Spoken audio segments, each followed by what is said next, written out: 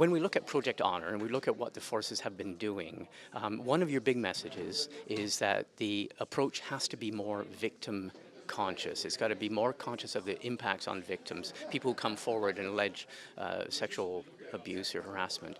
Can you give me a bit more detail on that? Yes, I mean, I think it was one of the main areas that we noticed for improvement.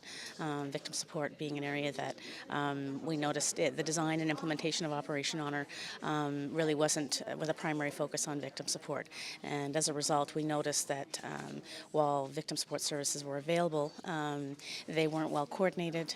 Victims weren't always aware of or had access to them or easy access to them. For example, members who are deployed internationally. And we found that, in the resolving of complaints, we found they weren't always timely, consistent, or respectful of victims' needs. And so we've noticed an increase, certainly post-implementation of Operation Honor, an increase in reported incidents. But what we found was that some victims still don't feel safe and supported. There was another statement which I found quite extraordinary, and that is you're saying that the forces are still not doing a good job of describing what it is that you should be reporting. That's right.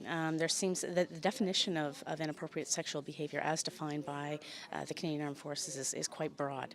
So it's everything from an inappropriate joke through to sexual assault. And as a result, there was questions by members as well as the chain of command about where, should we report an inappropriate sexual joke versus assault? Do we take everything to the military police, or are there instances where that could be resolved more informally? And so that's right. I think there is still some confusion, and that's one of the recommendations that we made to ensure that members, the chain of command, and those that are responsible are clear about what the complaint processes are and when and where and in what circumstances they should be used. Another aspect was that you said that with this sort of zero tolerance policy and with mandatory reporting, there are more and more third parties reporting. Hey, I saw this and I saw that.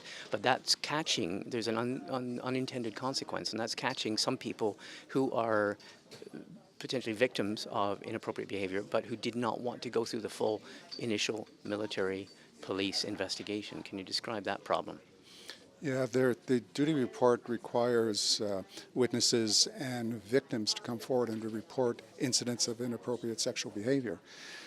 The problem is that the victims may not always be ready to come forward and to report, and they may also not be ready to come forward to participate in a formal process. They may be looking for a resolution that is outside of a formal process, but given the way the duty to report is set up, it had the unintended consequence of essentially forcing victims and witnesses to come forward and putting them in a position of having to have an investigation be conducted of each of the incidents that are reported. So the alternative, the informal alternative, would be what? Well, we're not sure what the informal alternative would be, but I think that would be that is something that the Canadian Armed Forces should take a look at, because it's not necessarily the intention of the victim to go through a formal process, and the victim may not be ready for it. Right? That said,